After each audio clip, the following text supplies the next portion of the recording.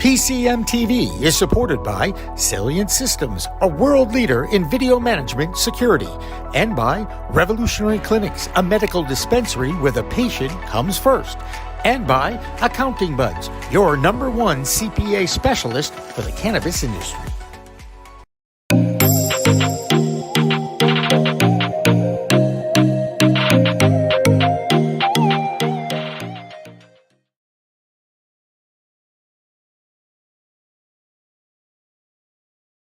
Welcome to the end of Holy Week, and by goodness gracious, thank God it's Good Friday. Hi, everybody. Welcome to the Green Rush Live, the Business of Cannabis show. I'm Jimmy Young with Pro Cannabis Media, and I am always joined by my good friend and sidekick. Who's that David again? Rabinovitz. There's David Rabinovitz. There he is, and we welcome him in every Friday. And look, my microphone's already playing games with me, but that's okay. I hope everybody can still hear me. But wait, let me do a little. This is like a behind-the-scenes thing because we don't have like an audio guy I can call. Joining us here today, at least at the beginning of the show, is also an old friend, but also someone who is a servant of the public. He's a member of the House of Representatives from the great state of New Hampshire. His name is Tim Egan. Hello, Tim. Jimmy, how are you? Greetings from Northern Vermont, where I teach at Northern Vermont University, but I am the member of the House of Representatives for Grafton 2, which is Sugar Hill, Franconia, Lisbon, Lyman, Monroe, nestled in the nice White Mountains where we still have snow. And you have snow, and it was probably snowing last night based on how cold it is in the Massachusetts area on this particular Friday. But we wanted to bring you in, Tim, today, obviously, because, you know, very quickly, almost every New England state is going to have legal adult use cannabis. And that might leave New Hampshire as the lone state to not. But I understand there is some movement in the Granite State, as they say. Tell us a little bit about what is going on in New Hampshire as far as the legalization of adult use of cannabis. I would be glad to. And just to let your viewers know and remind you, I'm actually the co-chair of the House Cannabis Caucus. We have a 400-member House of Representatives. There's about 30 of us who are focused on looking at expanding what is currently the medicinal use that we have allowed, and as well creating adult use cannabis. The biggest issue that we've been saying to other state leaders is that we're becoming an island, right? In the middle here is the island of New Hampshire. Adult use in Massachusetts, adult use in Maine, adult use just came across the threshold in Vermont. There's some winds of it coming from Rhode Island. Canada, the country, has adult use. Provinces like New Brunswick and Nova Scotia have very active provincial works operations like the state of Massachusetts does and Maine has. So we're now becoming this island of barren excitement and revenue generation. And I think what we're seeing with the amount of legalization passing in like this week in New York and New Mexico, is states are realizing that in a post-pandemic, cash-strapped, state-run facility, they have to figure out ways to create new revenue besides taxing their consumers and their residents. And so by looking at adult use cannabis and the good amount of revenue that can be generated, like we've seen in Colorado, or we've seen in Washington or California, that states have realized they have to do this. Not that they want to do that, but they have to do it. It's like looking at, alcohol, or some states with gaming. In New Hampshire, we actually have legal sports book. And we don't have casinos, but we have sports book and we have lottery, and we have low tax on alcohol, and we actually have a low tax on cigarettes, yet adult use cannabis seems to get pushed by. The reason why is there's still this old school mentality with a little bit of respect I'll put into the old school mentality. The old school mentality still in New Hampshire, because we're 61% of our state is over the age of 60. And it's the drugs are bad, back to the Reagan era of just say no. But you add into that post financial crisis, New Hampshire was really hurt by the opioid crisis. And I think there's still some of that in the mindset of senior leaderships in the Senate and in the administration, that they're still grappling with the results. Governor Sununu is not a uncooperative governor. He works well with both sides of the aisle, but he's very adamant about the idea that cannabis is going to lead to opioid crisis. And he inherited, this mantle. Governor Hassan had done a good job, as senator. She's still very supportive of the state in fighting this opioid crisis, but there's still this culture in New Hampshire that there's, cannabis is a gateway drug. Well, that's false. So we have to educate our leadership that that's not really the case. And that when you look at some of these other states that have had these similar issues, they have been able to get the consumer to understand that there's a difference, and get the leadership to understand that there's a difference, and be able to open up an industry. So we're sort of still struggling, but yes, Jimmy, you're exactly right. We're bringing up the rear, and we're at the risk of a few things. And I'll pause there because I can tell you what they are, but I know you have that look of another question in your eye. Yes. And of course, I also want to take off on something you mentioned, that most of your constituents and your population in New Hampshire are 60 plus. The fastest growing market that are interested in what's going on in the cannabis world is that 50 plus group of baby boomers that are looking to improve their lives through wellness. And this is the angle that is softening some of the stigma out there among some of those old school, although I like to call them age appropriate people. But my point is, do you see an opportunity now, besides the aligning of the stars with the pandemic and looking for ways to increase jobs and taxes and that sort of thing? Is everything coming together now in New Hampshire, as it is? And it does look like Rhode Island and Connecticut are going to move forward too. We'll see. I wouldn't say it's totally coming together. We're beginning to see some movement. There are two bills that on April, and I'm not sure when how long your show will be up. So I'll clarify for your viewers that, the 7th, 8th, and 9th, our House session will have two bills that are coming up: House Bill 90 and House Bill 272. House Bill 272 is tied to labeling and packaging of and sale of hemp products and non-psychotropic CBD. So that has an ought to pass out of their criminal justice committee. So that's a good sign. An ought to pass means that that the committee's for it, and it was a 19-0 vote out of committee. So we feel comfortable that may pass, and that'll begin to sort of allow the Department of Health and Human Services to begin to sort of promote cannabinoids as general healthcare item, which they haven't been before. It's only been this small medicinal THC strain that they would promote. Unfortunately, House Bill 90, which is about allowing treatment centers to use CBD and THC as alternatives to helping folks get off of opioids, meth, or heroin, or other drugs.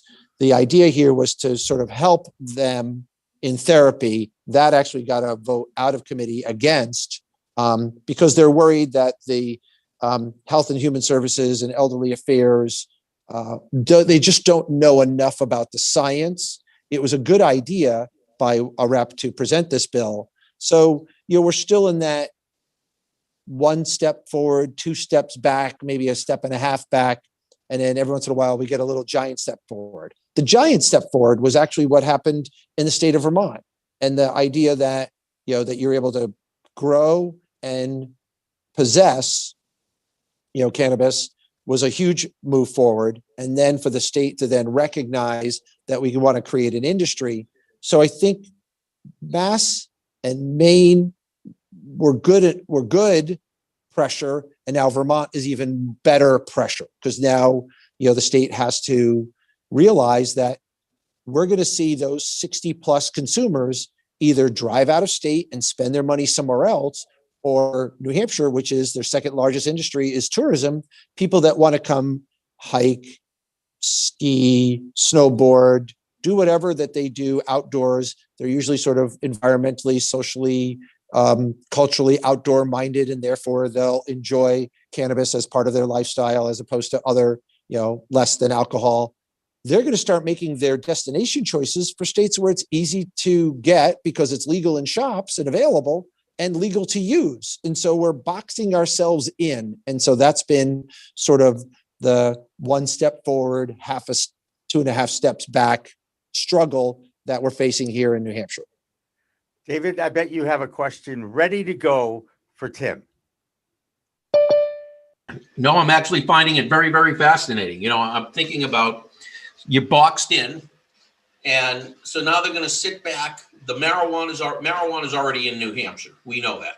Now they're going to get legally purchased marijuana, and I happen to think, selfishly, as a marijuana advocate, I'd like to see New Hampshire legalize. As a Massachusetts resident, I don't want to see you guys legalize so we can capture all the revenue, right? Let them buy it down here, bring it up there, and we'll get the 20% sales tax. And I thank you, live free and die state of New Hampshire. And that's a struggle that I'm trying to articulate. Every time another store opens in Maine, in Mass, there's now public hearings in towns like St. Johnsbury and Greensboro and other towns in northern Vermont, where they're having, town select board hearings on opening a license. I keep telling my fellow reps, that's another place that's going to direct our residents out of state, and they're going to direct tourists to make a decision to not come to New Hampshire. And we don't want to be the place where old white fuddy-duddies go to, not pay sales tax.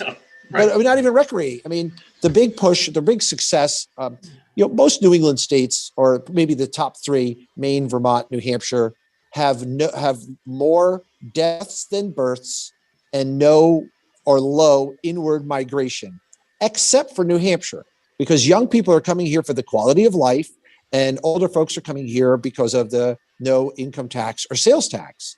But at some point, that's going to balance out if there are other attributes that the states have, like legal adult use cannabis, and more importantly, not just using it, but if you're a young person and you want to get into an innovative business, I'm telling students that I teach in college that are studying business, look at the cannabis industry. It's taken off like a rocket. It's the next cell phone. It's the next internet, because it's, New York announced New York made their announcement. They immediately said within the next 3 to 5 years, they could see $2 billion in revenue.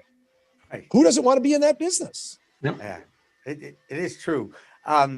You mentioned that New Hampshire has a medical program. Can you outline a little bit about what exists at this point in New Hampshire? It's actually really stringent. There are 6 dispensaries, and you are required by your primary care physician to have a prescription for it. And those healthcare issues are very particular, tied to cancer treatment or other treatment that would otherwise might require surgery. So the idea that it could be expanded more for folks around, that might need some psychological help, may have post-traumatic stress syndrome issues. Those are the areas where we think on the medicinal side, it could grow and be more advantageous as a healthcare alternative to the state. But right now it's very closely held and very closely controlled. And again, that's part of the New Hampshire. We don't really run fast in new directions. We're very slow to get there. I'm still amazed that we actually have sportsbook in the state. It was like, I think the proximity of DraftKings made it easy for the state to say yes, because they have a big headquarters in Boston, Massachusetts. But it still perturbs me that we have bipartisan support in a House Cannabis Caucus, and we still can't get 3 or 4 older senators on both sides of the aisle in the Senate and the governor to really understand the value that this could have for the state. And just a reminder, our chat room is open on our YouTube feed, and I believe also on our Twitch feed. So if you have something to ask, or you want to throw a comment out there that might catch our eye, and I know David is able to see it a lot better than I do, since it's 4 feet away from me, and it's like this size, the font. Anyway, I do want to ask a little bit about home grow as an issue, because there are some states that are allowing it. There are some states that are not allowing it. There's that factor when it comes in. When you talk moving the needle forward, does that include home grow, or does the state want to control it? Similar to how Canada controls their country as far as the control of the cannabis. I think, knowing the logic of New Hampshire and that live free or die mentality, is home grow would probably be the place where we could start.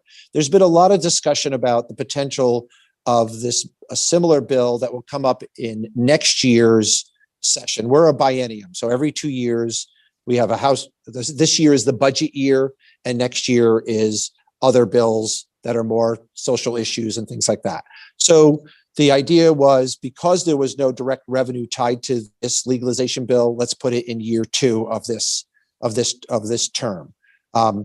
So the idea would be to look at a bill similar to what passed just in Vermont about 2 or 3 years ago, which was to allow folks to possess a certain amount and grow up to a certain amount of plants. And that's sort of the best way to do it, because it allows local control, local consumer. New Hampshire is very much about local control. There's, as much as we have 400 reps and we have all these laws, we're not making laws about what you can do in your town. We're making sort of more broad statewide. So I think that's the potential, if anything, is you can grow it, you can own it, and let's start there. I think that sets up well, because if we do then have a potential of a legalization in 2021, 22 year, then the new term that would be 2022 to 2024, that first year would be a budget year. And that could then immediately be, hey, we have legal adult use cannabis. Now let's figure out a way to make it monetizable, but stores or shops or dispensaries, and let's turn it into a budget item. So we're hoping that there's a bit of a 1-2 punch there. There's been a really interesting mix of folks that have gotten involved in supporting this, and that's the other thing that's grown. There are a couple lobby groups that actually that work with alcohol companies that have ownership stakes in the cannabis business. There's the ACLU, there's the Marijuana Policy Project. And then there's this interesting mix of 3 political sectors. There's sort of your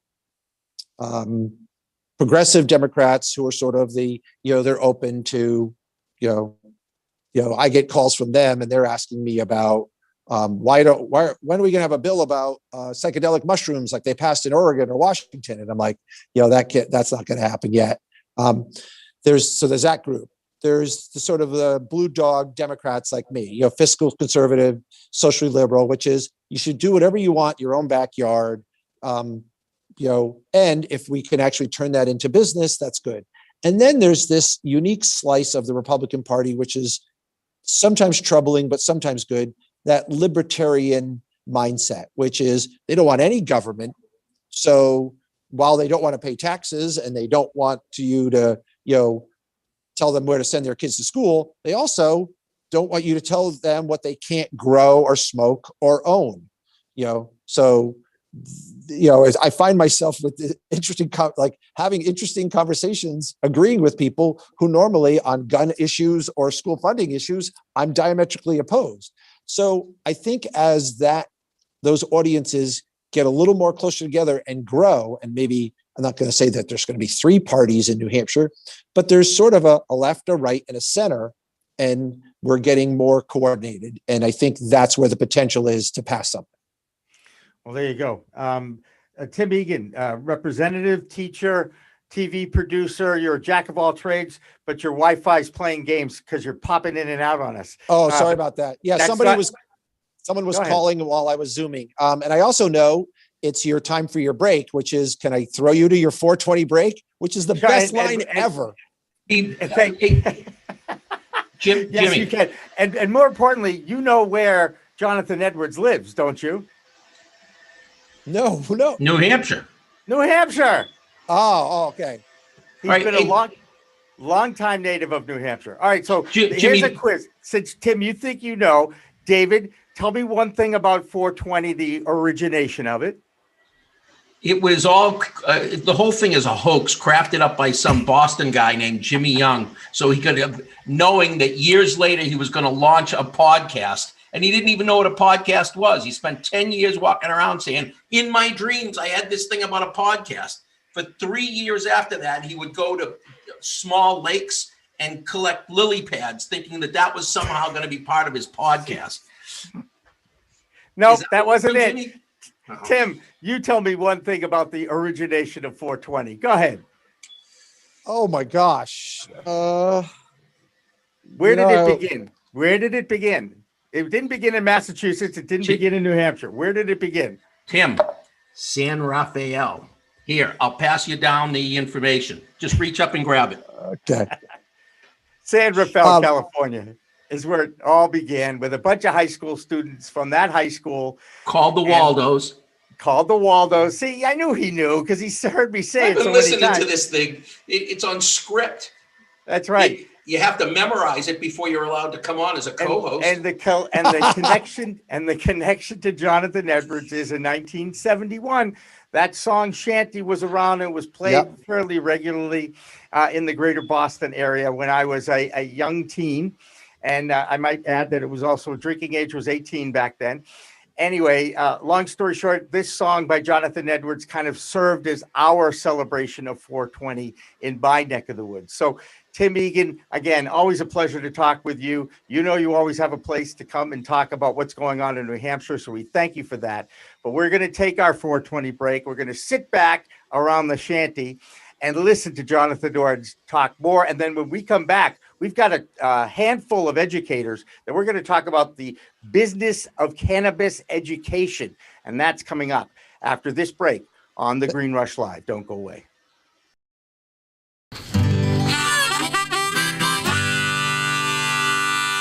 Yeah, this is a tune that I wrote back in 19... I've forgotten.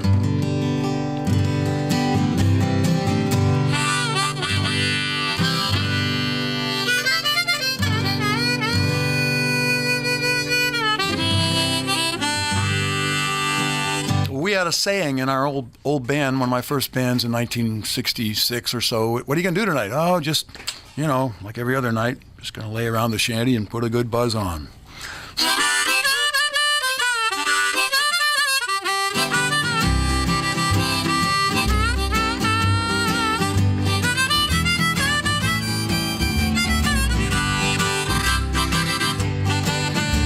Gonna sit down in the kitchen, fix me something good to eat. Make my head a little high, make the whole day complete. Gonna lay around the shanty, oh mama, and put a good buzz on. Pass it to me, baby, pass it to me slow. We'll take time out to smile a little before you let her go. We're gonna lay around the shanty, oh mama, and put a good buzz on.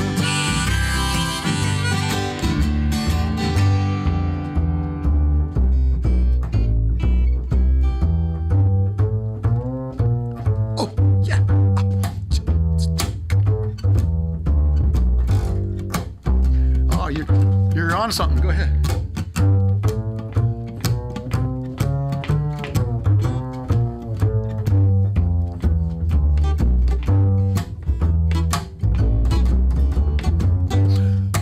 Rick Brodsky, everybody.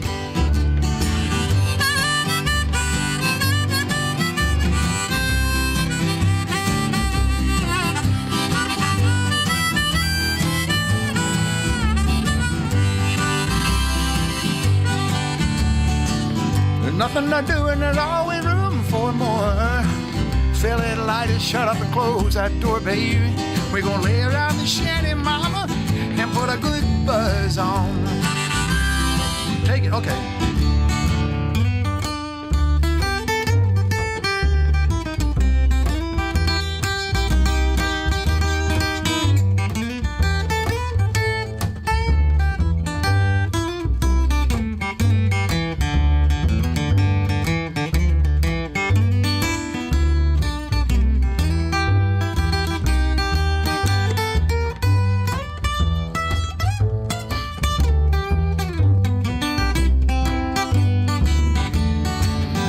Prohibition never works, it's time to realize it. It grows in my backyard, it's time to legalize it.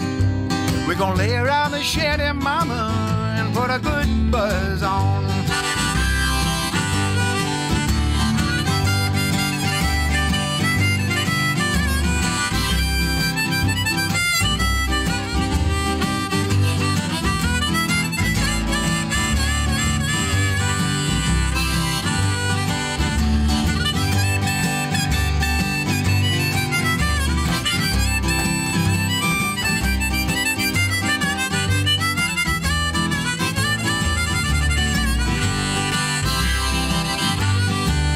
I'm gonna sit down in my rented car, I'm gonna jam it into drive.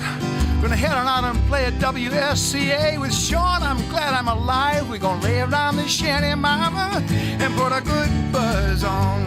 Every night and day, we're gonna lay around the shanty, mama, and put a good buzz on.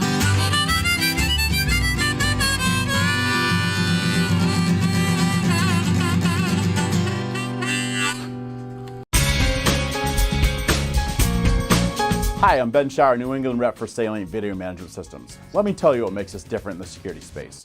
We're your trusted advisors for all your security needs. I know how complicated the regulations are in cannabis, and working with Salient Systems will be the polar opposite of that. I give free consultations and will walk you through every step of the process so that you can get what you need at the price you can afford. We're robust, we're simple and scalable. We're Salient Systems, your solutions to all your security needs. Please contact me at the information below, and I'm looking forward to being your trusted advisor.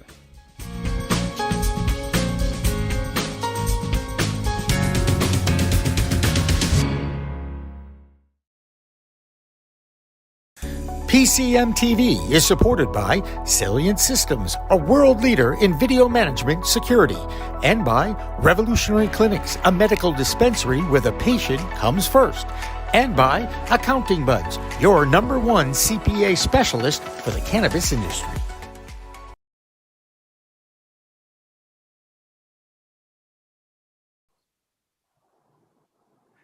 And welcome back to Green Rush Live. We talk about the business of cannabis here every Friday on Pro Cannabis Media's, we are a content distribution network. That's who we are. That's what we do. I'm Jimmy Young. I'm always joined on Fridays by David Rabinovitz, and we're very happy to welcome in a trio of educators with us, led by one of our favorite educators himself. He's Rob Mejia from Stockton University and our Community Harvest. Rob, thank you so much again for joining us today.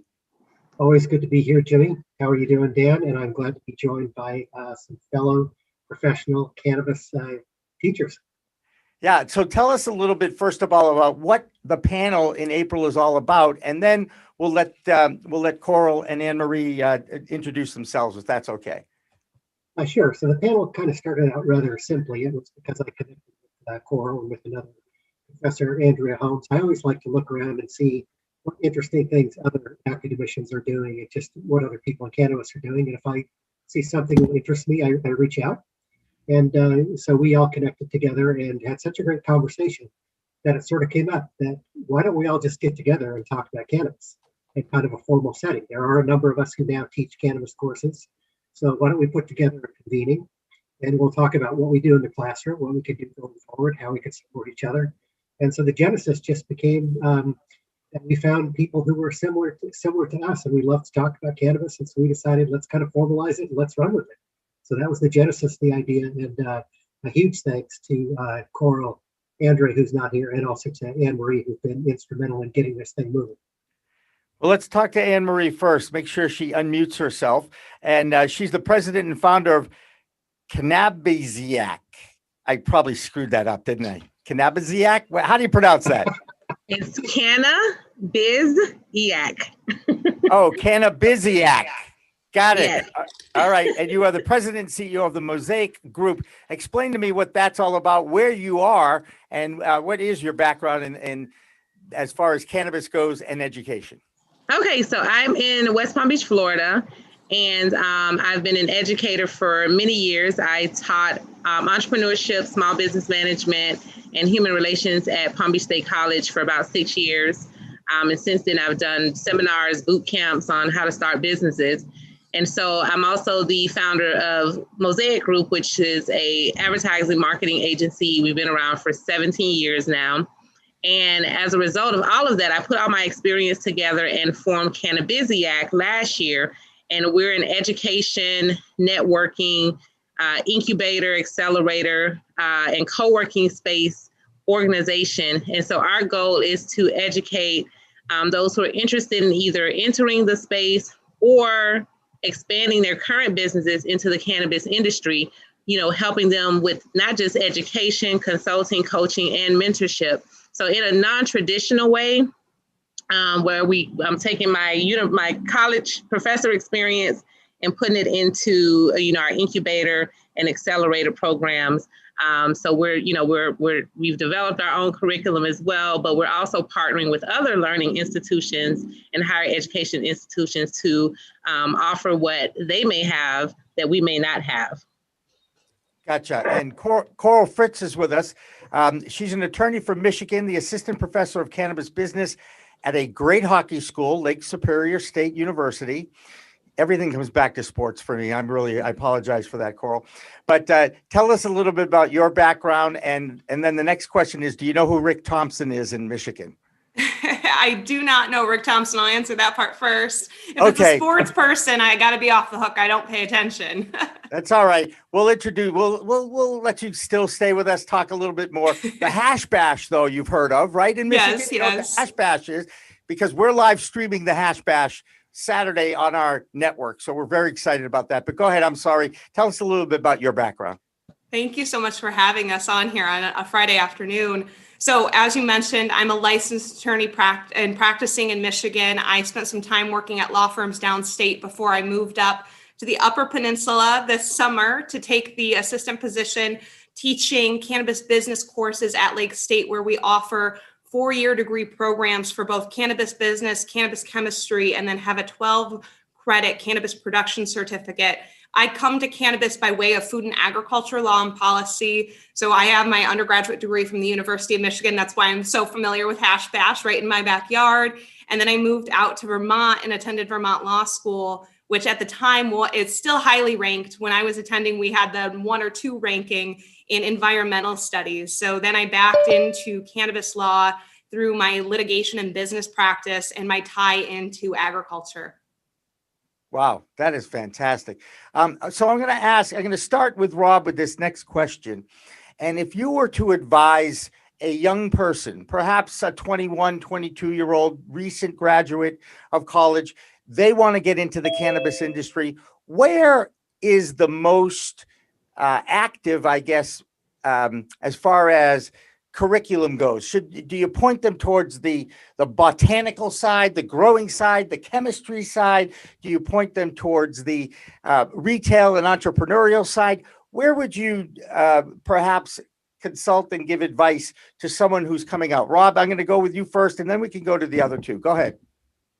Fair enough. Well, actually, I don't know that I would actually guide them. I like to ask more questions about what they want to do, where they are, where they hope to go, and then try to help them fit into that particular space. I always try to challenge them and say, you really have to think about what you're good at and what you like to do, and what you put your time into when you're developing your expertise.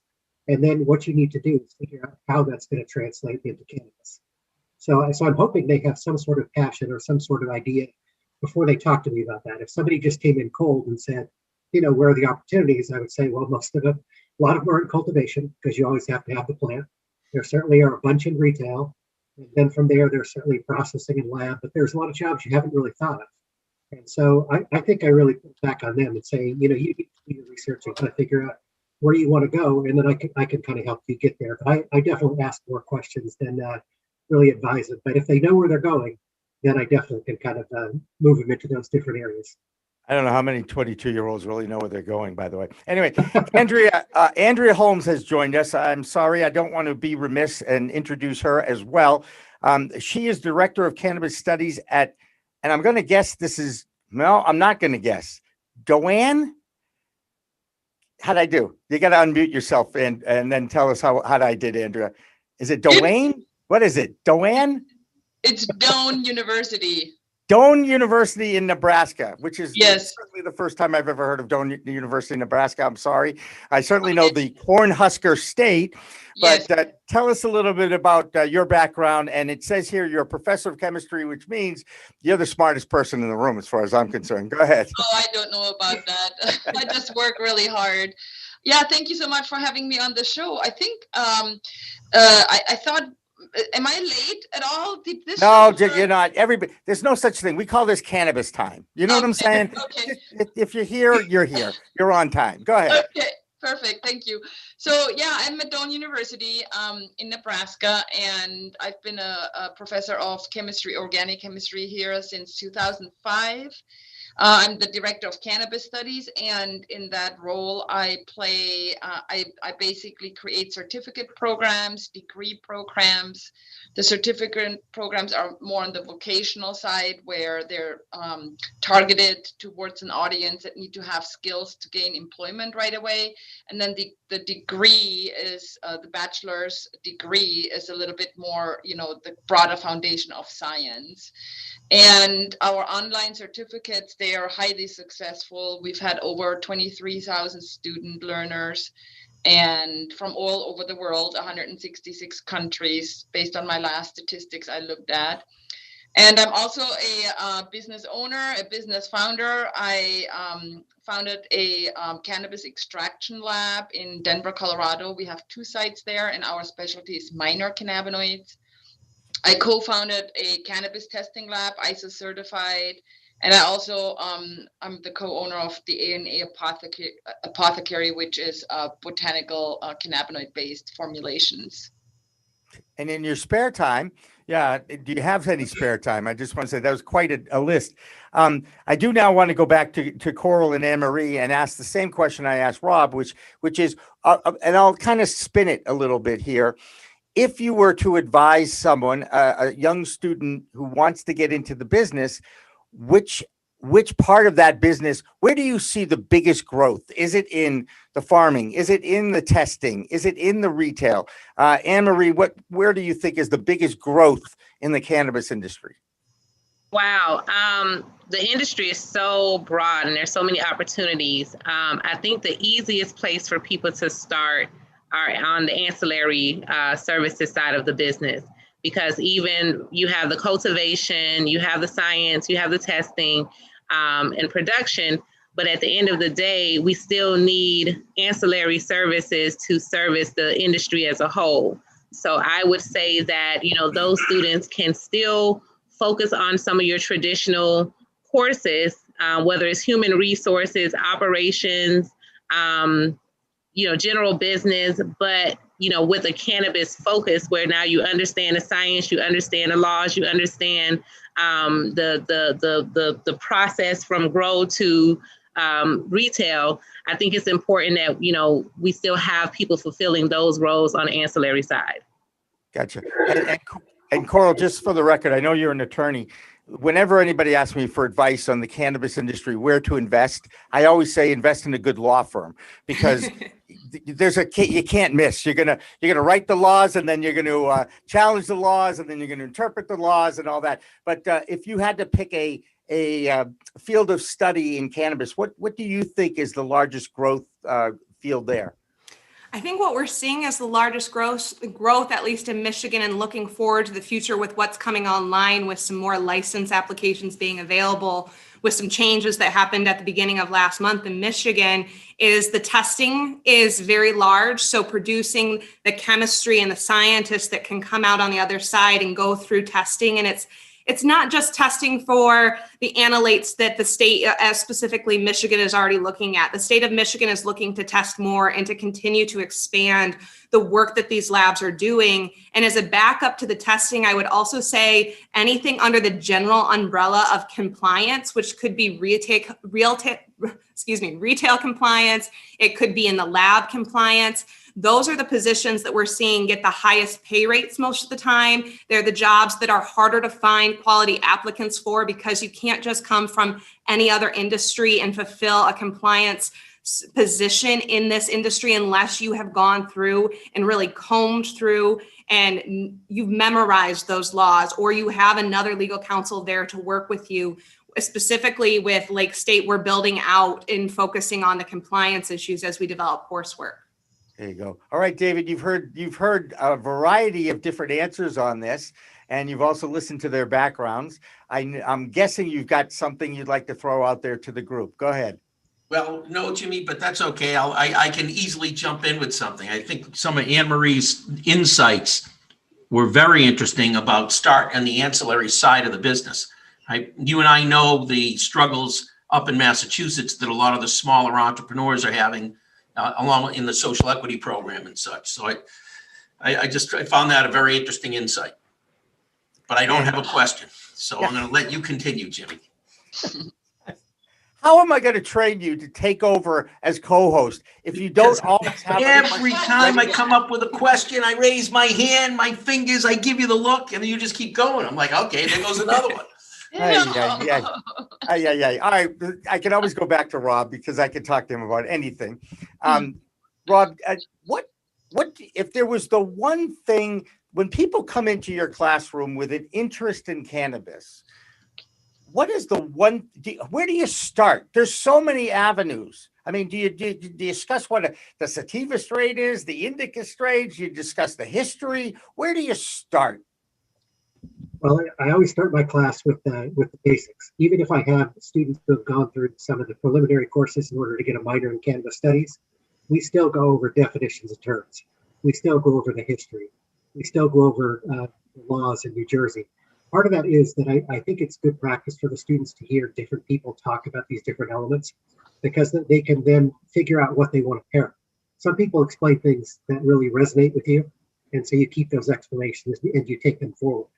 So we do start with all the basics. We also talk about stigma, and we talk about them being advocates, and we talk about whether that advocacy is very basic and local, and that means talking to your friends and family, or whether it's a little bit bigger, or if you want to even go on a national stage. So we cover a lot of those kind of issues first. And then my goal, at least in my preparation for a cannabis internship class, is to introduce them to all the opportunities in cannabis. And so we do start with cultivation, and we spend a week on that, and we go through processing, dispensary, back-end office, we do health careers, we do hemp, we do international, distribution. I mean, if you name it, we probably cover it in class. So my goal really is students may come in with a general idea of what they want to do or a specific idea. And at the end of the class, that might be affirmed, or they may totally change their mind and go for something different. But my goal is to make sure that their cannabis knowledge is solid, make sure that they have the basics down pat, and then just introduce them to the myriad of opportunities that are out there and set them free to go get them. There you go. All right. David, Jimmy? Anything? Jimmy, now I got a question. Okay, go. You ready for this one? So I'm going to start with Koral. Koral, when, and Anne-Marie, jump in if you've got a response on this one. Same with you, Andrea. When did you find that all of a sudden the education community went from cannabis, get out of my office, to, hey, we'd like to talk about putting a course together? I think that there's still an in-between. I think you're talking to some people that are on the forefront of, let's bring it, let's give it attention, let's destigmatize, let's open the doors, let's work on policy, let's work with regulators. So I think that you're looking at a few of us, and we're hoping to bring some more into our event in a few weeks. But so I'm pretty active on Clubhouse. Are you all familiar with the app before I just go rambling? Yes, okay. Yes, we are. So with the Clubhouse app, there's a lot of conversations like this happening, whether it's with retailers or educators or scientists in the space. I happened to be on a call last Friday or 2 Fridays ago that was it was titled the 50th anniversary of Hash Bash. And there were a couple professors from the University of Michigan, MSU, other places throughout the region. And this really caught my attention. They said that we're glad to see that there are out cannabis professors out of the closet. They were pulling on that language to say that so many have still been facing stigma or facing resistance with Board of Regents and Board of Directors to open up and even talk about it. So I think that that's what we're hoping to bring some attention to, as well as pushing forward the needle on building the curriculum. But there's definitely still a huge contingent of universities and professors out there who don't have the opportunity to offer this type of education, to jump into the research, or to be part of this conversation, at least right now. Yeah, no, I agree with Koral that there's still such a long ways to go here in Florida. We have a few universities that do have hemp, medical marijuana research type programs, but when it comes to, and there's maybe a couple that just started, like some certifications, as well as some entry level type curriculum courses in cannabis. But I think the challenge is, because I'm a part of our chambers. Even our Florida Chamber of Commerce has not made cannabis education and careers and the cannabis workforce a priority. So until our states, until our economic development organizations make cannabis workforce a priority, once they make that a priority, then it trickles over into the education sector, because now the education sector has to prepare the workforce. And so it goes hand in hand, and that's where we're having some of those challenges. But like Koral said, we're here at the forefront to create curriculum, and that's why our organization is so non-traditional with it, because we were creating a space for people to go and get education where some of our higher learning institutions may not be offering that education. Andrea, you're last. Go ahead. Yeah, so I'm in Nebraska. We're a very conservative state here. And in fact, for technicality, the medical marijuana bill had to be thrown out. So we're probably going to be the last one in the United States that would approve anything like that.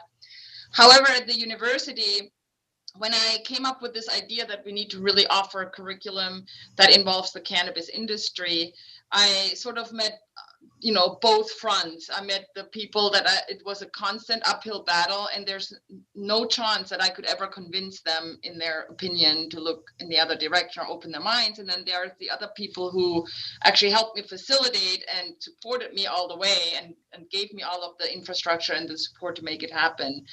So it's an interesting juxtaposition of support versus uphill battle. Now, all you do, and Rob, correct me if I'm wrong, because I know that during the pandemic, every educator in America had to kind of adapt and improvise to learning how to use Zoom and kind of transitioning over to the remote learning world. But therein lies an opportunity as well to reach more students. You don't have to draw from the 25 miles around you, whether it's a commuter school or even people that might be able to pick up an apartment and then take classes. I guess the question here is, what kind of adaptations have you had to make for mostly online learning in the cannabis space? Rob, why don't you go first? I would say one of the big adaptations is to make the assignments outside of class as relevant and interesting as possible. So we do meet via Zoom on Mondays, and the rest of the week they do work on their projects. So I've tried to make things a little different. In the past, I've actually done an international project. So I connected my students with the Autonomous University of Baja California in Mexico. Their medical students connected with mine, and we did a group project over 4 or 5 weeks. So that was one way to kind of change things up and kind of engage students. I also had had some students on a podcast, and we did record that and put that up there too. So that was interesting for them. They set up these, they picked their topics, and then they did a 2 or 3 minute little video on it. We asked them questions, so they got a chance to kind of present in a camera as we're doing now. And then just in general, I try to bring in interesting guests, including Jimmy Young, who's been in there a couple times. And we get a bunch of experts in the field. So I do try to put a lot of variety in there. I try to put a lot of thought into the assignments. I try to make it compelling for the students. I try to give them choice and student voice. So it just takes a lot of work to do it. And then, of course, when I'm on camera and ready to go, I try to make sure I'm prepared. I have some videos. I've got some trivia and updates that we do too, and then we go through some serious things as well. So I mean, it's a lot of work and a lot of challenge, and I think for the most part, it was just trying to figure out how to keep them engaged when they're not in class and in person. How many students? I mean, I'm guessing you guys are working on curriculum, but each one of you, I'd like to know if there's been a growth in the amount of students that these kinds of courses are drawing now. And I guess, Anne-Marie, we'll start with you and then go around the room again. Yeah, so I think what the silver lining of the pandemic for us is that we've been able to fully be virtual. We never had a chance to really open up our in-person learning. So that actually has allowed us to attract students and participants from around the country, as well as other countries. We've had people from as far as Germany join us for our learning programs. And so that's actually been pretty cool. The challenge with that is as we continue to develop our curriculum, you know, we do have to make some modifications based on the laws of those countries or those states. But otherwise, it's been actually a really good opportunity for us. And it allowed us to be national and global a lot sooner than we anticipated. That's kind of how we feel here at Pro Cannabis Media too. We've got global before we even knew it. As soon as you start live streaming, you get people from Australia and South America and England, and I'm just amazed at the international interest in this as well. Andrea, what about you? What kind of adaptations? How difficult? How challenging has it been to be totally online and virtual? For us, it was no challenge at all because all of our courses were built online to begin with. So we have a very strong instructional design department. We have a very strong online presence, and we just really know how to build these courses, how to make them interactive, how to incorporate a lot of student engagement. So for us, it didn't really present a challenge for the courses on the cannabis side. Now for the campus, for professors who taught traditional campus courses, now that is a different story. But for the cannabis program, everything was smooth. Interesting. Koral? We've definitely seen an uptick in online students, which makes sense during this time, but coming from not just Michigan. So we have students that are downstate. Remember, we're in the Upper Peninsula up here in Sault Ste. Marie. So we have students that are in Detroit and Grand Rapids and Ann Arbor that are linking in and doing a live stream. I teach most of my cannabis classes, if they're offered online, it's a parallel to the live class that I'm teaching on campus in order to cater to students that wanted to stay remote, that couldn't come up to the Sioux area, or that just it didn't make sense. We have returning students that are veterans that are coming back from service to study cannabis and how it'll impact PTSD and wanting to dive deeper into the research. I will say catering to education in the pandemic has really opened up the door, I think, for collaborations and guest lecturers. I was trying to do the tally this afternoon. I think over the course of these 2 semesters between the 3 cannabis classes that I've taught this year, I've had somewhere around 15 to 19 guest lecturers because it's so easy to ask somebody to hop on Zoom. It's no commute, it's easy, they're happy to talk to somebody. And most of the folks, including how all of us got connected on the screen, people in the cannabis space, especially in education, were so eager and thirsty to talk to each other and to continue to learn. And I think that as far as networking and how that works in with education, we've just had to transition during the pandemic to how we're used to networking.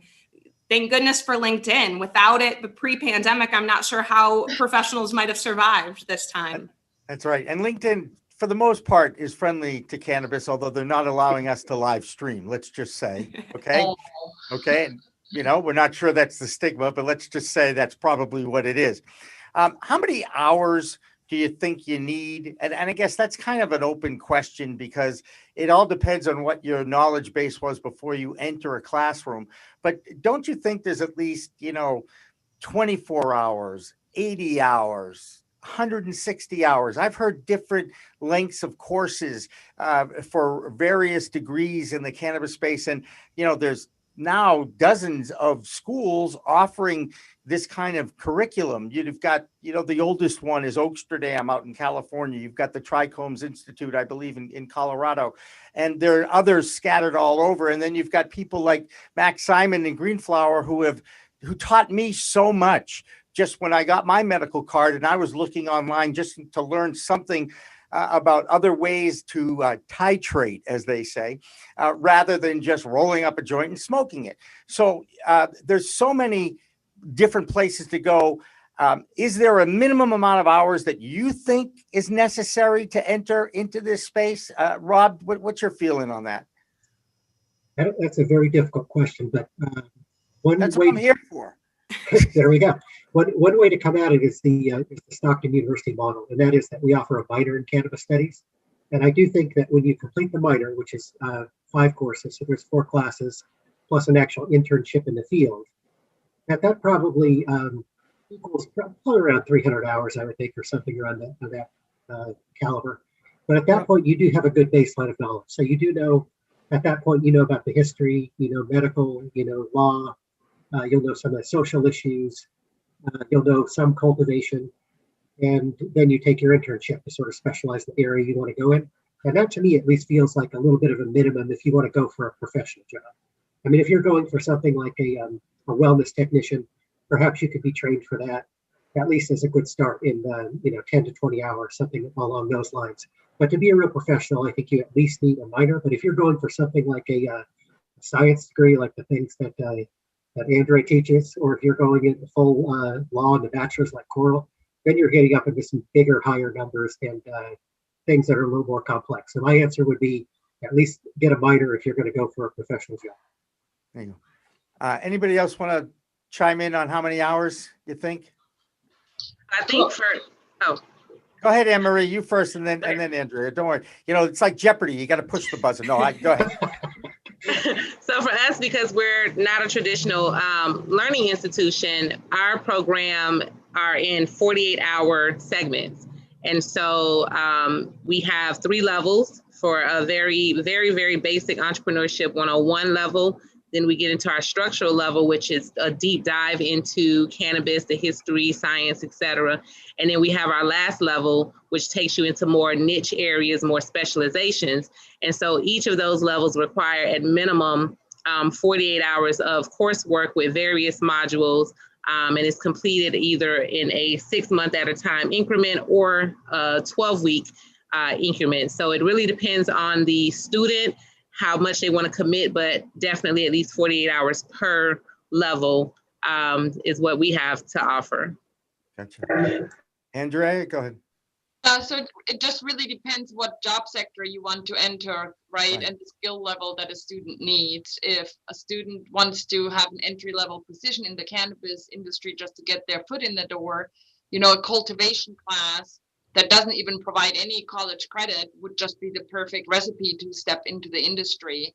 But if you want to be a master extractor at a hydrocarbon extraction facility, you might want to consider having more training than that to, processing training, extraction, distillation, refinement. What are these products that are coming out of an extraction facility? So it just really depends what you want to be. Do you want to be a cannabis lawyer? Then you need to go to law school and get a lot of more training. If you want to be a scientist, depends on what scientist. It just really depends. I will tell you this, it's the people I've interviewed over the last few years, they're the most intelligent interviews I've ever done in my life. Now, granted, I was a sportscaster for 25 years, so, there's a scale there. But Koral, on the law side, do you recommend people to go to law school? For cannabis specifically, or is that an open-ended for any reason going to law school? That's a great. The answer is different. So give me both answers. Go ahead. I wouldn't recommend everyone go to law school in the generic one. I would default to Rob's answer when you ask a lot of questions about students. And I do that to a lot of my prospective students that say, oh, we're going to go to law school. You're going to hear me. You're going to think that I'm going to convince a student not to go to law school because I'm going to ask some very pointed questions. Are you prepared to spend X amount of hours in the library doing this? Do you know how the law firm structure is? And I could go down a whole rabbit hole. But if we hone it back into going to law school for cannabis, I think you're going to see a generation of lawyers, and it's already happening for existing firms, that can hang their shingle on and just be a cannabis law firm because of how big this industry is, and they're on the cusp of it. So I feel very lucky. I will kind of give you a little bit of a narrative here, is that I went into food and agriculture law, and I studied FDA compliance and food labeling, and I can geek out about that all day long, and food policy. And then I would go to FDA law firms, and I would say, how did you get your job? Tell me your trajectory. Sit with me and have a coffee. Tell me how I get there. And they would all say, oh, it just happened. It was what was going on at the time, that this was the big issue. And I stepped into it, and I said, that's story. Tell me something better that gives me motivation that I can make it too. But now I'm that same person that I was talking to, and that in some ways I tripped into cannabis. I think that it matches, and I have the foundation for it, and it fits very nicely into something that I was curating. But if that's not what you were going to law school to do, then maybe that's not the right track. So my definitive answer, whether it's cannabis related law school or general law school, is you have to be very intentional about your decision. You can't go to law school because it's the fun thing to do, or you got a history major and you don't know what to do with your history major and you think you're going to go to law school. You'll be miserable. I was a history major and I went into sportscasting. Go figure. We're going to take a break here, and then we'll come back. And I want each one of you to prepare. This is like me being the professor. I love this. Did you know that cannabis blank? Fill in that blank after we come back on a break. And then David's going to talk about entrepreneurship in the cannabis business world. So don't go away. The Green Rush continues after this.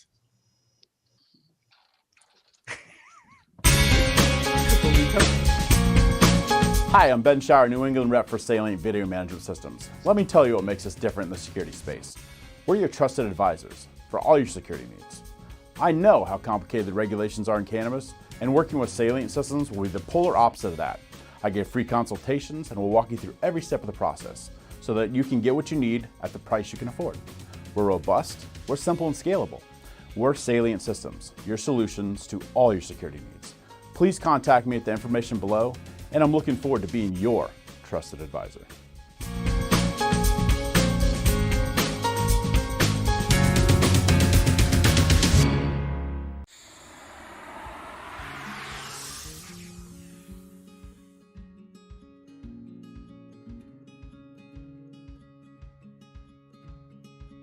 I really enjoy what I do. There's a couple different reasons for it. First of all, I've always been an accountant, and it's kind of a nerdy thing to say, but I do love accounting. And I also love helping companies. I love helping people build their companies, especially small to mid-sized startups. I've always been someone that's, in all my roles in industry, it's always been building teams, building companies, building departments. And to be honest, I love working for myself and owning my own company. So I love what I do every day.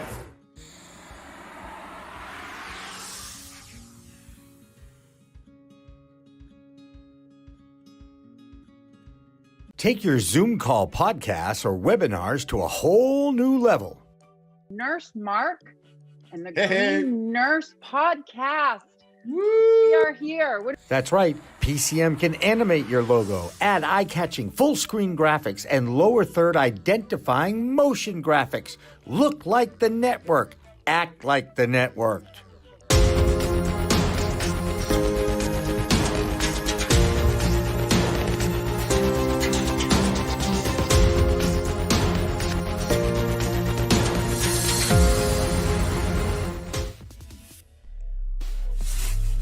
We are Pro Cannabis Media.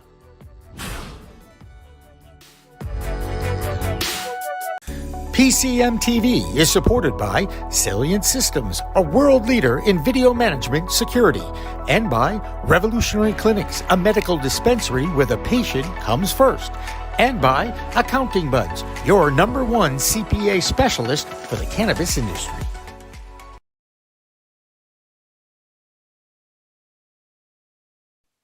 Welcome back, everybody, to the Friday afternoon show of the Green Rush Live. It's the sidekick, David Rabinovitz, getting to speak first, joined by the chief, Jimmy Young. Oh, that was my dad's nickname. You don't even know that, right? Oh, I didn't know that one. That's cool. Thank you. Go ahead, David. Take it away. You got a great question. I have a question for you, for the for our panelists, and that is, and I'll give you a little bit of background. So 2012, Massachusetts legalizes marijuana for medical purposes. And I'm doing some consulting in the field. So I decided I'll put together a team to go for a license. And I reach out to one of my my classmates from when I got my MBA. And we approached the school that we went to. And we want to get some students to help us out. I think they were ready to drive us off the campus at gunpoint. They wanted to hear nothing about marijuana. It was taboo. They were going to have nothing to do with it. It's federally illegal, everything that you have all heard. A few years later, I'm back on campus, and they have like any entrepreneurial focused school, they have pitch competitions and startup competitions, that sort of thing. They had, within a few years, they had one of the students organized a competition just for cannabis businesses. And in the regular competition they had, there were just cannabis businesses. There were cannabis businesses in the mix. So they had gone from being absolutely, we want nothing to do with it, to, yeah, it's here. And I'm curious, that was like an aha moment for me when I said, we're here 2 years ago, and they told us, don't even bring the word up. And now we're back 2 years later, and there's all kinds, you can't even count the number of people who are playing around with cannabis type situations. So I'm curious, did any of you experience that kind of an aha moment where you begin to see that either the tide's changing, the education is changing, that sort of thing? And Marie, you look like you're itching to go. So we're going to call on you. Man, there has been so many aha moments. I think for me, being a part of the recent election, I was just elected here locally for a local position. But in November, seeing so many states that became legal, and then the push from the campaign trail from both the current administration as well as other state officials and elected officials and candidates, but just seeing that nationwide push for legalization on both state levels and federal was definitely a big aha for me. And then, of course, the cannabis being an essential, considered an essential business during the pandemic was definitely a huge aha for me. So I knew that we were definitely moving in the right direction as a company. Rob, you got an aha I think it probably happened on the tennis court, Jimmy. So I'm a part-time tennis pro, or I have. And when I was teaching, I actually have some pretty conservative clients, and some of them knew that I had written a cannabis book, and so it sort of got around. And so one person was asking me about CBD for their pain, and then it got to another person, and then one day I was starting to teach. And all of them gathered around and they all had questions. So for the first 10 minutes, they just want to talk about cannabis instead of getting out there and playing tennis on the tennis court. So for me, I thought, wow, if an audience that I thought would never engage, because I never really told them what I was doing otherwise, that they really were curious for knowledge and they wanted the basics and they knew somebody who tried CBD or something that started the flood of conversation. But just to have an audience that I never would have expected to ask questions, that were fully engaged and curious and accepting. And I thought, wow, it really is coming. All right, Koral, what was your aha moment, or have you had one? I think that I continue, maybe it was Anne's comment and Marie's comment, that I think they just continue to come every day when I open up the feed and I see what people are working on. It's like, this is happening. The big one being, at least locally in Michigan, kind of seeing the context of what cannabis means for Michigan and the schools and the economy here, is that Michigan has moved full force with its cannabis industry and really letting everybody have a shake at trying to see if they can keep up with this industry and what part of the industry they're going to be a part of. So Lake State is in the middle of it's a very small town. It's in the conservative area of Michigan that gets forgotten. That when social equity was considered in Michigan, there's no town in the UP that is even, that's the Upper Peninsula, in case anybody doesn't know, UP Upper Peninsula, that was even qualified for social equity, if that tells you the discrepancy between people thinking about cannabis up here. So to have Lake State is the smallest public school in Michigan. To have them be the only school, to my knowledge, to have a very active and competitive cannabis program, that was the big aha moment, that I have to be on board, that this is where the train is taken off and it's only going to keep going ahead. Now, Koral, would you think that they got on board first because they're just more progressive, or it was because they looked at the economic opportunity? Probably the latter. That was before my time here. But if I'm speculating a bit, I would say that there's a really great economic opportunity being the first to develop. We've got a great lab on campus as well. So there's just a lot of opportunity if the students are willing to come here. There you go. Andrea, you got an aha moment yet or ongoing? For sure, do I have an aha moment, and listening to everybody else, it just gives me even more ahas. But for me, I was just utterly bored in my career as a university professor. I just couldn't handle even my students talking to me anymore about the research results that they gotten. And I realized if I kept going the way how I was going, I would end up being a stale professor that nobody likes and with no invigoration, no excitement. So that's when I decided I need to step into this cannabis industry. And when I stepped into that field, I knew I'm hooked and I will never go back to boredom. There you go. No, definitely not. In fact, I use the word fascinating all the time in conversations when you talk to people about the developments and the green wave in Washington, D.C., and the science and the research that has really driven a lot of the movement towards reform. And, you know, that to me is did you know that cannabis is fascinating to talk about, because there are so many elements to this plant. And David, did you know that cannabis was what? Did you know that cannabis, David? You got to unmute yourself. Your dog's not barking right now, so you can unmute yourself. Well, he's unmuting, Jimmy. Can I add that a couple things that are actually helping go us? ahead, Rob. Go ahead. I see to Rob. A couple things that are actually helping us in all our endeavors is that colleges are being challenged with their enrollment right now. Their demographics are down. Some programs are downtrending, but the one thing we do see is that cannabis is a huge driver, that there are so many jobs there. It's the biggest job provider in many states. The opportunities are just there. So that's one thing that colleges just could not overlook. And you do want to prepare your students to get out there and make a living. So that's one of the things that it has helped enrollment. And then the second thing is that students are asking for it. Students are asking for courses. They're asking to be trained because they do want to get out there and they know there's opportunities. So I think those things have also sort of persuaded, at least in the case of Stockton, I believe, for them to be a little more aggressive about it, because you're seeing a couple pushes from a couple forces that can't be silenced. Right. So did you know that cannabis is, Rob? Grown much like a tomato plant. It likes a lot of the same light. It likes a lot of the same nutrients. And if you are a good master grower, you can take a single plant with a single light and you can grow nearly 3 pounds of cannabis. There you go. Anne-Marie, did you know that cannabis has the potential to be a great equalizer? Economically, we have the opportunity to create jobs, to create employment opportunities and new careers, as well as build generational wealth, especially in underrepresented and under-resourced communities. Andrea, did you know that cannabis is a huge pharma factory containing thousands of compounds, including major cannabinoids like THC and CBD, but also minor cannabinoids, terpenes, fats, lipids, amino acids, and so much more. And have you heard, I think it's Bo Wrigley, the CEO of Parallel, he believes that CBN is going to put Ambien out of business. Have you heard that quote? Coral's nodding. She's heard that. Yes. Koral, did you know that cannabis is what? Is potentially going to be federally decriminalized under the current administration.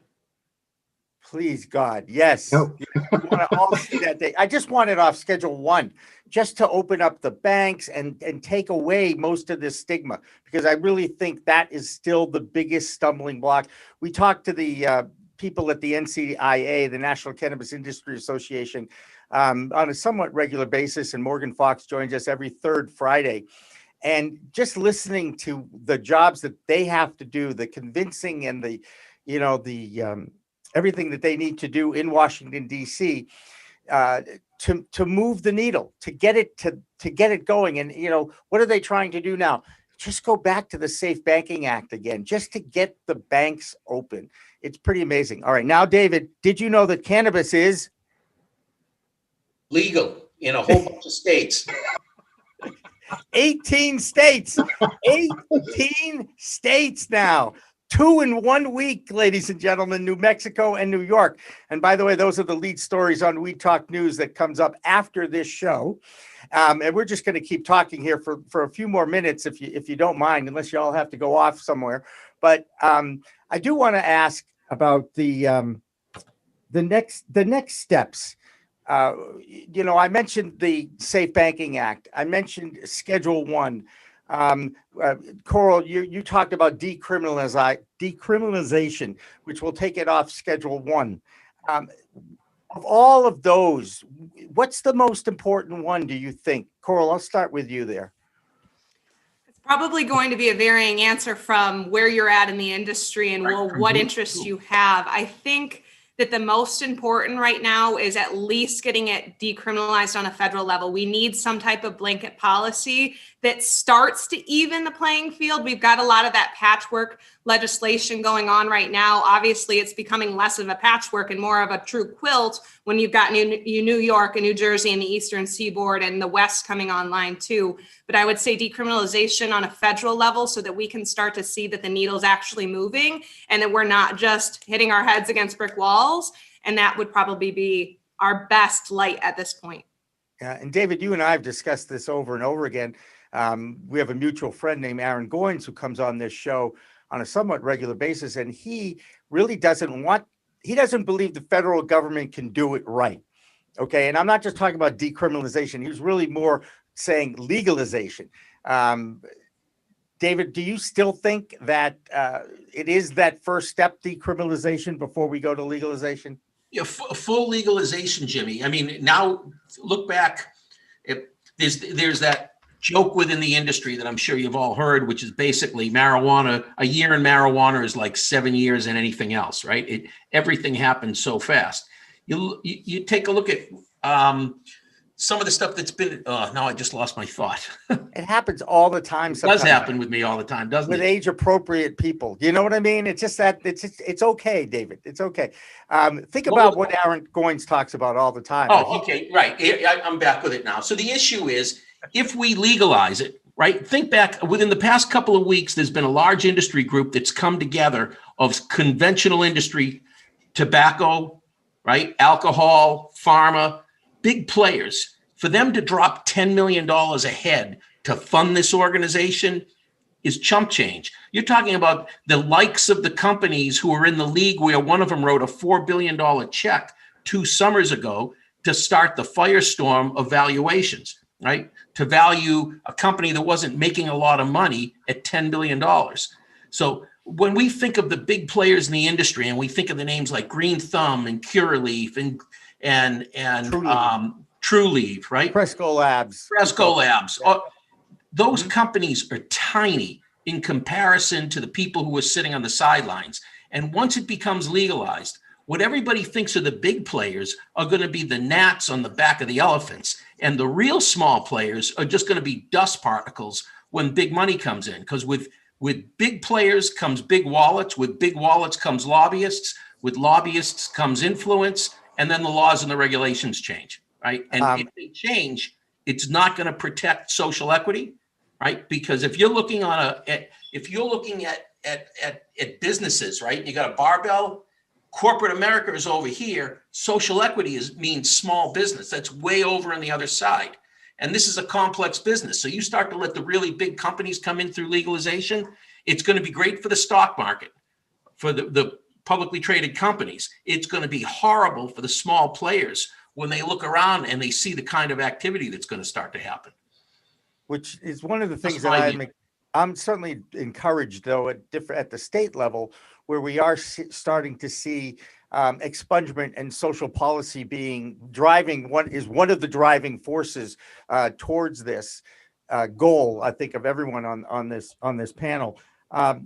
Koral, just think about what happened up here in Massachusetts. The voters of Massachusetts legalized marijuana for adult use, recreational purposes in 2016.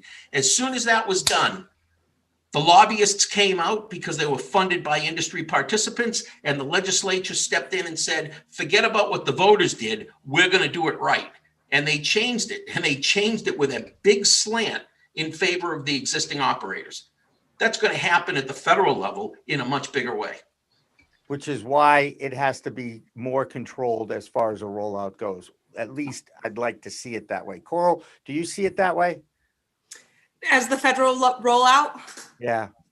I think we have to see some action on federal level. I wouldn't say that it's my number one thing that I'm sitting every day thinking, okay, federal legalization or decriminalization. But I think with what we've heard, especially from the press secretary for our administration this week and last week, that our president stands firm in his position that he had on the campaign, that he's not for broad legalization, that right now that we can hope for decriminalization on the federal level, and that would be great.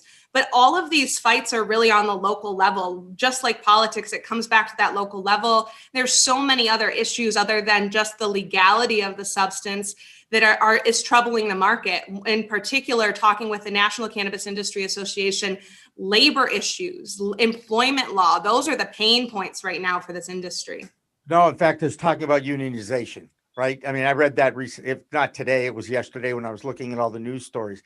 There is definitely a movement towards unionizing the workers of cannabis.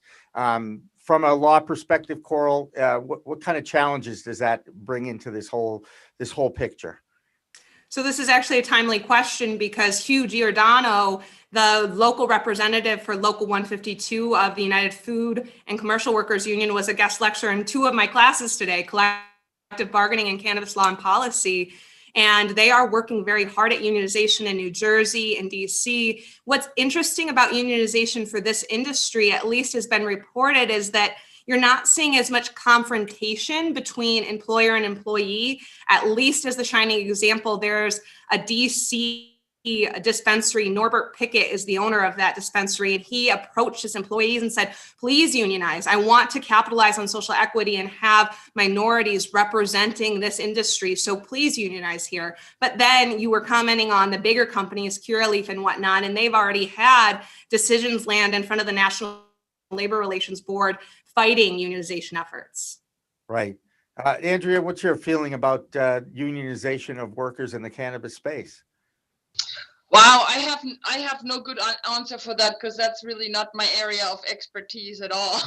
But I trust what Koral is saying there. This is a very interesting area, and I think it also demonstrates the point that even though we're all so active in this industry and we seem to know so much, what I know is that I really know not much at all, especially now that I hear a lot of these new things. And that's also the great thing. I learn something new every single day.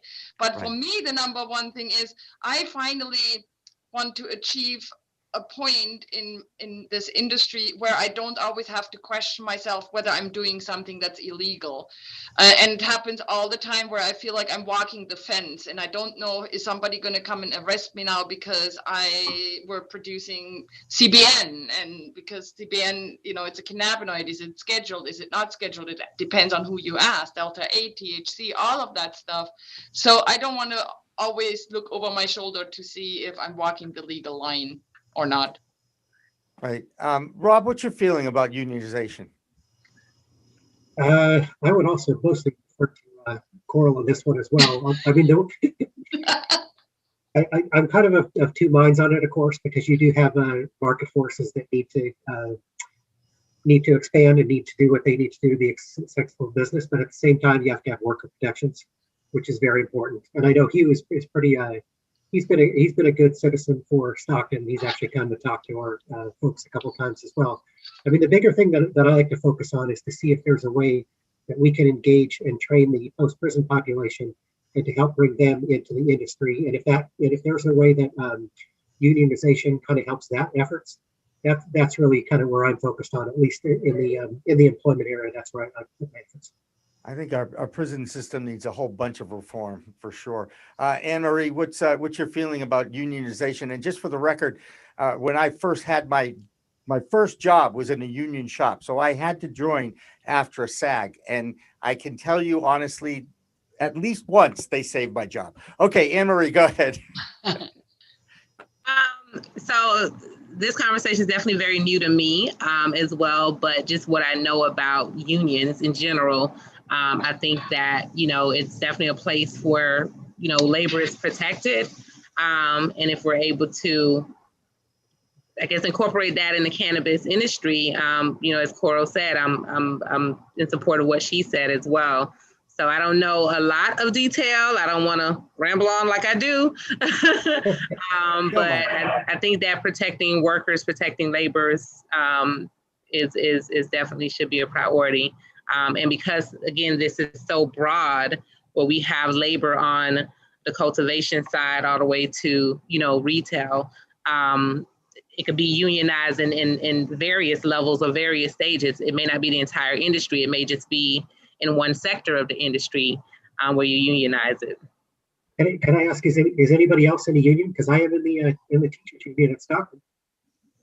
Yeah, I mean, the teachers union and other unions are very are big, and especially even at the adjunct level. Rob, let's go back to what you guys are up to in a couple of weeks. Tell us how people can get involved, how they can find out more stuff about the curriculum that you've all put together. Sure. Well, finally, I was able to send out an announcement that has a registration link on it. So we'll be getting that out on social media. So look for that soon. I'll be putting that on LinkedIn, also in Twitter. Essentially, if your email address ends with edu, this event should be of interest to you. And if you have a stake in cannabis education and higher ed. But essentially, what we're going to do is we are running 11 different panels, and we're going to focus on a lot of different areas in cannabis curriculum. So we have law-focused cannabis curriculum, and Koral is heading that one. We have a science and medical panel, and Andrea is heading that one. I'm on the cultivation and the social justice panel, and Anne Marie is helping us out on the community college panel. So we're covering a lot of different areas, but the goal is for us to be able to network, share ideas, share teaching techniques and resources, and really to cooperate and try to move this whole thing forward. And all this together, I mean, we might be the small axe, but we can go after the big tree. So you make sure you send that announcement to us so we can share it with our social media too. And the convention and panel is 4/21 and 4/22. I notice there's a coincidence that it's the day after 4/20. I'm sure that was planned. Am I right, Rob? Come on. Actually, we have a career fair on 4/20 that all my students are going to be attending. So that date was taken. That's great. Well, there you go. And then it's a good follow-up to that too for the career, because if you want to be in the career, you need to get more education. That makes a lot of sense, right? And I'm guessing that if you go to the Stockton University website, you'll start seeing stuff like that in the next week or two, right? Yeah, we actually announced that just yesterday, we now have a Cannabis and Hemp Research Institute at Stockton, which we're calling CHRIS, C-H-R-I-S. So we actually have a CHRIS webpage, and that's where the event is. And that also tells you about our quarterly panels and all the stuff that we'll be doing there. So kind of a proud moment for Stockton, and dovetails very nicely that we're now going to be moving into cannabis curriculum. That's fantastic. That is fantastic. And as usual, Rob Mejia, it's always a pleasure to have you in our Zoom room. You always seem to take these conversations to another level, as they say. And and I love that about you, and our friendship over the last year or so as well has grown. And I can't wait to get down to Mawa and hit a tennis ball with you in the next couple of months. I got my first shot yesterday. Okay.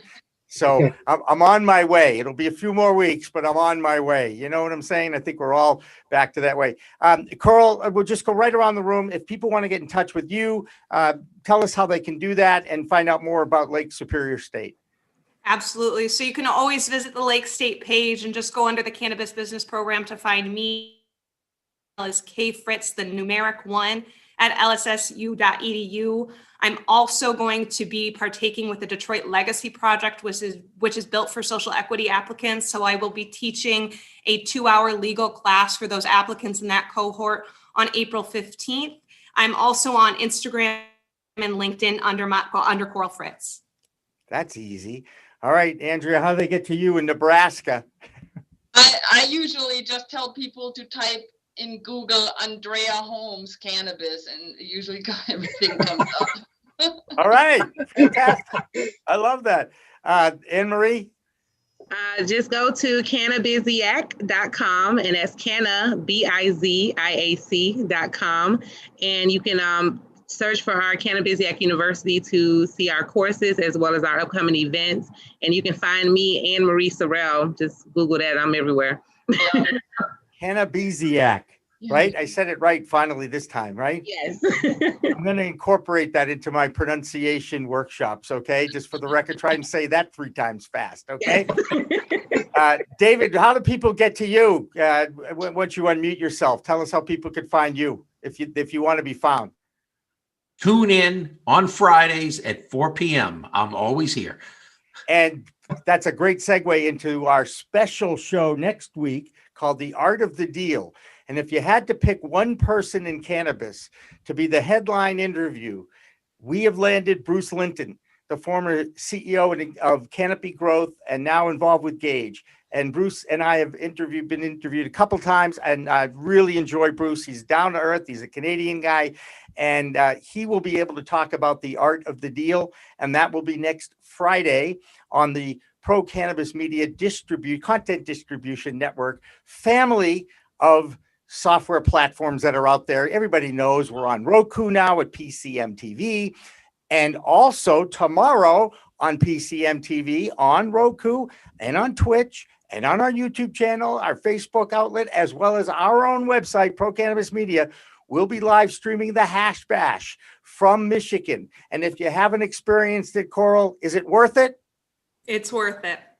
It's really going to be a star-studded group of people out there. I know the governor's talking. I believe Calvin Johnson, the former NFL player from the Lions, is talking.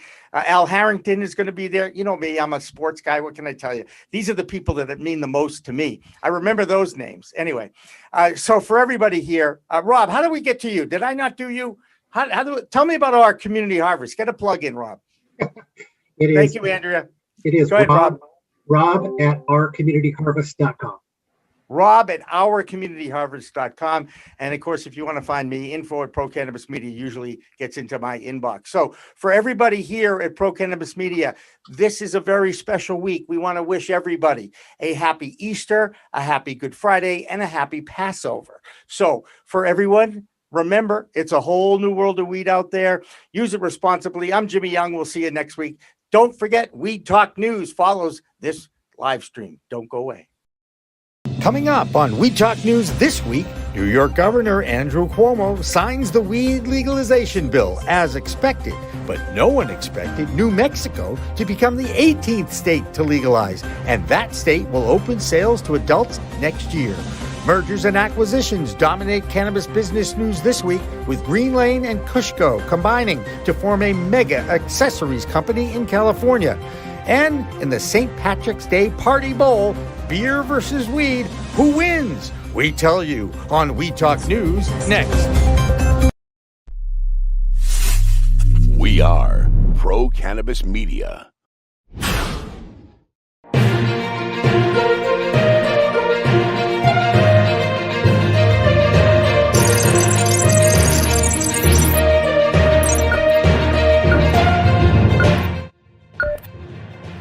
Hi, everyone. Welcome to this week's We Talk News. I'm Jimmy Young from Pro Cannabis Media. Big week for legal weed in the U.S. The green wave for legalization continues in the United States, with not one, but 2 states now passing laws that will allow adult use and sale of cannabis. You all know about New York State's long journey that was finally signed by New York Governor Andrew Cuomo this week. However, did you know that New Mexico joined the fun? They call themselves the Land of Enchantment. And this week, their legislature agreed on a bill, and their governor there, Michelle Lujan Grisham, is ready to sign it. Sales of cannabis are targeted to begin on April 1st, 2022 in New Mexico. In the meantime, the impact of New York's legalization is already having a positive impact on the industry. We talked with Chris Walsh, CEO of MJ Biz Daily, on last Friday's Green Rush about just that. Chris? And I think that, we're going to see, thousands of business opportunities across the board with licenses, with ancillary companies, billions in sales. Is it 2, 3, 4 billion in the next 4 years? Who knows? But it's billions. It's multiple billions, and jobs, and it's going to revitalize communities in New York, and I think bring a lot of benefits to people in general. And it's a big tourist mecca. I mean, there's a lot to like about this. The regulations as we see them now, or the structure of this, look favorable. Now, it's not going to please everyone across the board. There's always, depending on where you sit, you're going to like things, you're not going to like things. But in general, I mean, there's social equity components. There's components carved out for small businesses. It's not going to be like some other states where you're only going to have a dozen companies that just dominate the whole industry, like their current medical industry. I mean, there's a lot to like here. So New York is the 17th legal state. New Mexico is the 18th state. And our friends at the NCIA sent out a release that kind of puts this whole green wave into perspective. Did you know over 40% of American adults now live in states that have passed adult use laws? So I ask, is federal reform on deck? In the meantime, let's check out what's happening on those markets, and who better to give us that update than our own Green Market Report's Deborah Borchardt. Deborah? Markets are closed on Friday for the Good Friday holiday in the U.S. The accessories company Green Lane announced it was merging with the packaging company Kushco. Kushco's CEO Nick Kovacevic will be the new CEO of the combined company, while Green Lane shareholders will have a slight majority ownership. This came following Green Lane's earnings announcement that the 2020 revenue fell to $138 million from last year's $185 million. Earlier this week, the Chicago Tribune ran a story alleging that Green Thumb Industries was under federal investigation for possible pay-to-play violations. The article cited an unnamed source, and it was relatively vague, citing the exact time frame being unknown and the origin of the probe being unknown. Green Thumb denied there was any investigation and asked for a retraction, but the Tribune says it's standing by the story and continuing to pursue it. We have a couple of huge deals this week. Verano Holdings announced it was buying the Healing Center, valued at $110 million, and Air Wellness is buying the Garden State Dispensary, officially known as GSD&J, in a deal valued at $101 million. And those are the big news stories this week. I'm Deborah Borchardt from the Green Market Report for Weed Talk News.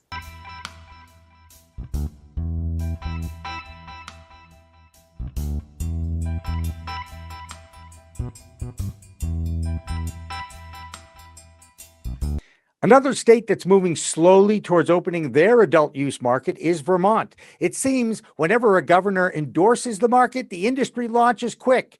When a governor opposes the launch, it takes 2 years, which was certainly the case here in Massachusetts. So what's going on in the Green Mountain State? Let's check in with Jessie Lynn Dolan, our Vermont green nurse. Thanks, Jimmy. I'm Jessie Lynn Dolan from Nurse Grown Organics and Vermont Cannabis Nurses, and this is the Weed Talk News Vermont Report. Well, it took almost 3 months, but Governor Phil Scott finally named his nominees to the Cannabis Control Board. Many cannabis advocates believe this delay was always part of his strategy to slow the rollout of the Vermont market.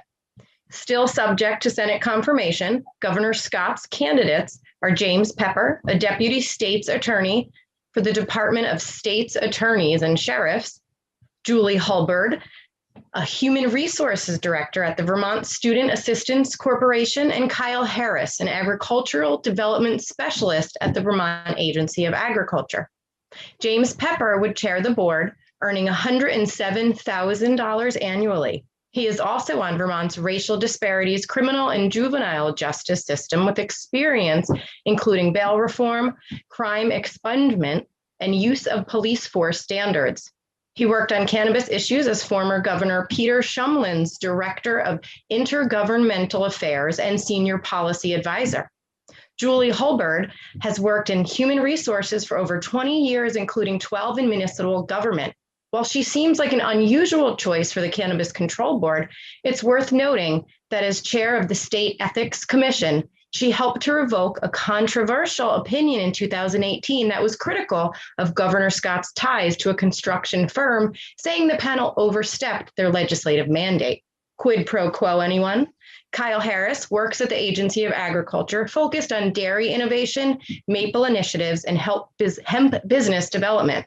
Also an attorney, he previously worked for the Environmental Affairs at the Corn Refiners Association in DC. Each board member will serve a 3-year term with a maximum of 3 terms. With the government-appointed board wielding so much power and starting behind the intended timeline, the Vermont cannabis community is extremely cautious about how Vermont's commercial cannabis future will unfold. That's the Vermont Report for Weed Talk News. I'm Vermont's cannabis nurse, Jessie Lynn Dolan. Next week on the Green Rush Live Show on Fridays at 4 on the Pro Cannabis Media Distribution Network, we talk about the art of the deal in the cannabis business. And one of the kings of the cannabis deals, Bruce Linton, will join us at the top of that show. One of his companies, Gage, is now asking the Canadian Stock Exchange for a direct listing on that exchange. The company was valued at $350 million in the fall of 2020 before their latest fundraising round. They operate the Cookies brand that rapper Burner is involved with and operates with a strong Michigan presence. Now here's the Canadian report from Solomon Israel from MJ Biz Daily's International Bureau. Solomon? I'm Solomon Israel from Marijuana Business Daily International, and this is the Weed Talk News Canadian Cannabis Report. Ontario cannabis grower 48 North has closed its outdoor cultivation site. The company previously pitched outdoor growing as a low-cost way to grow marijuana when the farm opened in 2019. This week, it said it was changing that strategy in the face of an oversupply situation that's affecting producers across Canada. And Canopy Growth Corporation has hired its first ever Vice President of Diversity, Equity, and Inclusion. Samaya Emeadu will fill that role. She was previously Director of Diversity and Inclusion at Charles Schwab. Canopy said the hire was motivated by, quote, the history of racial inequities surrounding cannabis prohibition and the resulting disproportionate social justice consequences. You can read those stories and more at mjbizdaily.com. I'm Solomon Israel for Marijuana Business Daily. Just in case you didn't know, this weekend in Ann Arbor, Michigan is one of the longest running celebrations of all things cannabis. It's called the Hash Bash, and PCM TV on Roku and the entire Pro Cannabis Media Distribution Network will be carrying that event live and then repeating it next week on our weekly rotation of programs on our Roku channel. Our Michigan correspondent is Rick Thompson. He's on the organizing committee that will feature their governor, musicians, and sports legends from Michigan who are all pro-cannabis. Here's Rick's report from Michigan. I'm Rick Thompson from MICBD with this week's Michigan Report for Weed Talk News. Michigan's roadside drug testing program is a huge failure, according to statistical data provided by news source MLive and state-published statistics. The tests are wrong fully 25% of the time, but they're really wrong when testing for opioids and benzos, with false positives being delivered 65% and 60% of the time. The $6,000 machines also delivered false positives in more than 30% of tests involving cocaine and amphetamines. The false positive rate for detecting cannabis was 5%, a failure rate which kills the test's scientific credibility, says Lansing attorney Mike Nichols. Well, the Hash Bash has gone virtual with a big broadcast planned for April 3rd this Saturday. Speakers include the governor, the attorney general, heroes from all major sports, and musical guests, too. Tune in at noon on Saturday at the A2 Hash Bash page on Twitch, the Ann Arbor Hash Bash page on Facebook, or join potentially millions of viewers on the Pro Cannabis Media's Roku and Amazon Fire Stick cable networks. There'll be possibly hundreds of people who will defy the virus and attend in person at the Diag on the campus of the University of Michigan. University officials took to media this week to reinforce the campus's no smoking or cannabis possession policy. We hope campus officials will keep a cool head about them this weekend. Remember that it's only a plant, and people are just expressing themselves, not denigrating the school or destroying society. Here's hoping peace prevails on the Diag this Saturday. And that'll do it for this week's Michigan Report. I'm MICBD's Rick Thompson for Weed Talk News. Now that New York State has legalized, you have to think one of their neighboring states, New Jersey, would be even more motivated to get their market going. However, that is not the case in the Garden State. And our reporter there, Tara Masu Sargente, explains that's not the only development down there this week. Tara? I'm Tara Masu from Blazin' Bakery, and this is the New Jersey Report for Weed Talk News.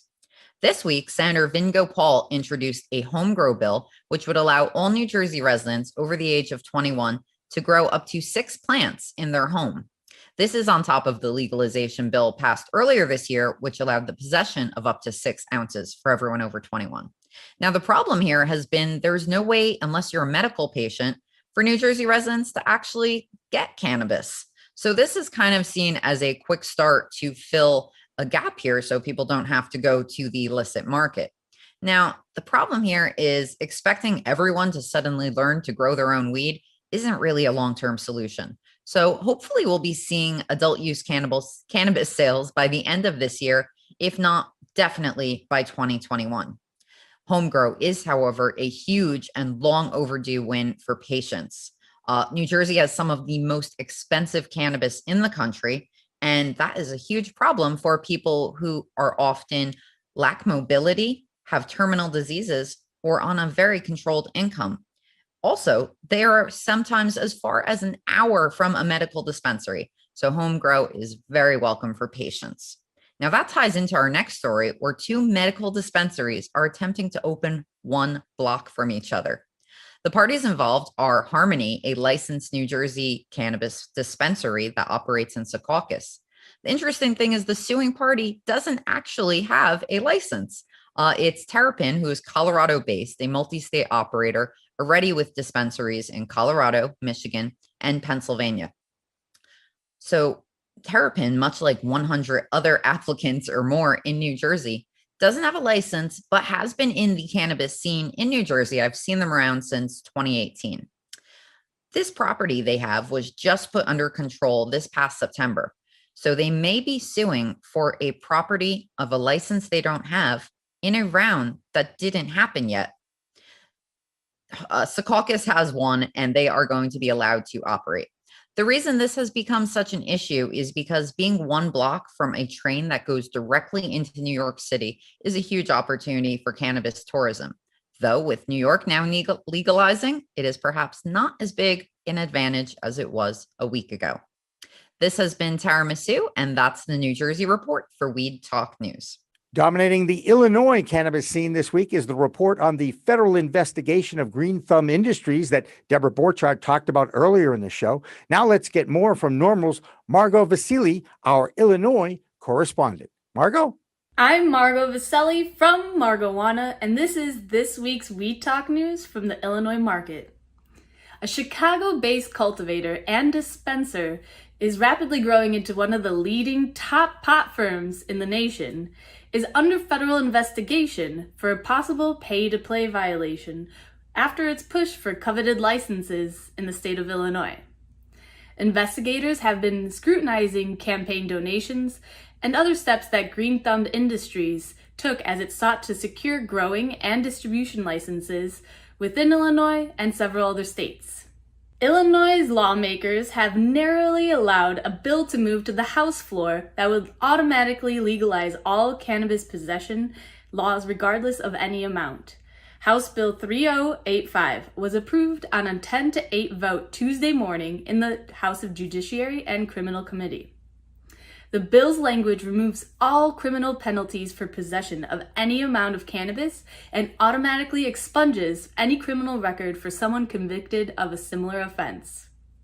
Subject to regulatory approval, Parallel is expected to own 6 Illinois dispensary locations, which will expand Parallel's active operations to 6 high-growth limited license states: Florida, Massachusetts, Texas, Pennsylvania, Nevada, and Illinois. That's the Illinois Report. I'm Margot Vasili from Margowana from Weed Talk News. And finally, tonight, another indicator of just how big the cannabis industry is becoming. St. Patrick's Day is March 17th, of course, and traditionally, that's a big party day with plenty of Guinness and other beer consumed. But now weed is entering the competition with $89 million sold on this past St. Patrick's Day of 2021. Now, no sales figures on this year's beer sales, but in 2020, right around the COVID shutdown last year, $245 million of beer was sold. So in sports, 245 to 89 is a rout, but everyone goes home happy and celebrates our Irish friends and traditions. So with that, we wish you all a happy Passover and a happy Easter. That's Weed Talk News for this week. I'm Jimmy Young from Pro Cannabis Media. Remember, it's a whole new world of weed out there. Use it responsibly. PCM TV is supported by Salient Systems, a world leader in video management security, and by Revolutionary Clinics, a medical dispensary where the patient comes first, and by Accounting Buds, your number one CPA specialist for the cannabis industry. Hi, I'm Ben Shire, New England rep for Salient Video Management Systems. Let me tell you what makes us different in the security space. We're your trusted advisors for all your security needs. I know how complicated the regulations are in cannabis, and working with Salient Systems will be the polar opposite of that. I give free consultations and will walk you through every step of the process so that you can get what you need at the price you can afford. We're robust, we're simple and scalable. We're Salient Systems, your solutions to all your security needs. Please contact me at the information below, and I'm looking forward to being your trusted advisor.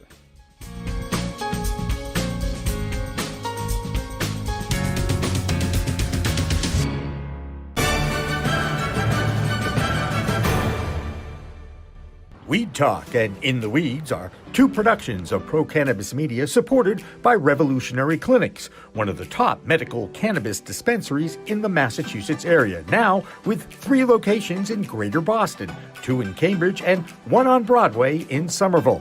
Rev Clinics has a patient-first mission. They will customize your needs as a medical patient with the proper titration and combination of strains, flavors, and products. Rev Clinics, where the patient comes first.